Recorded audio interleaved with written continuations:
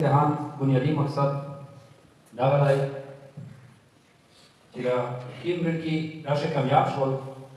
یعنی پاس شول یا فرست سیکنډ تھرډ روغلل هغه ورسره افزایي کړل دي او هغې سره سره د ټیم ریډ کې چې ناکام شول د هغه ته صرف دا نصیحت کړل دي چې دا ناکامي مه شمېرئ بلکې اچھا دادو چې میشت اوس محنت وکړي سالانه اگزام راغونډی هغې د پوره میشت اوس انشاءالله رنډۍ پروګرام وي بیا هغې د پوره سړی دا تیوري وکړو چې زه پاس شوی خپل پوزیشن واخلم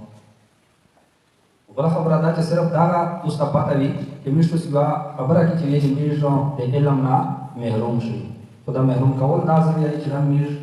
په خپله ځون د علم نه محروم کوو بل څوک مو نه محروم کوي څرنګه یعنی میشت اوس میر فلورا راشي واته یوه ورځ مې چھٹی کلاس دا کلاس واخیسته پاشي صداقت امانت یو لفظ روایت په امانت باندې میږ دا لیکچر کو چې امانت صرف دا دی چې موږ تاسې ناک د ریپیر وکړو چې ټول باندې دا زه درنه وخلم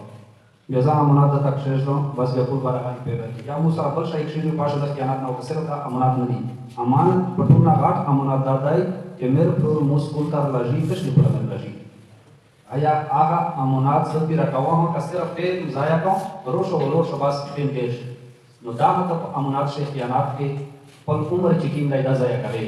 میر فلور تونه یو امید دی د علاقې تونه یو امید دی ټیچرونه تاسو نه یو امید وي په دا امید زه تو ضایع کوي بس وایي چې خالي سکول ته ورشه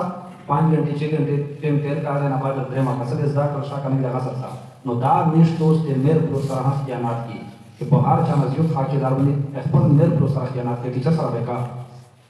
دغه د پورا چې د امانات میشت اوس خیال وساتي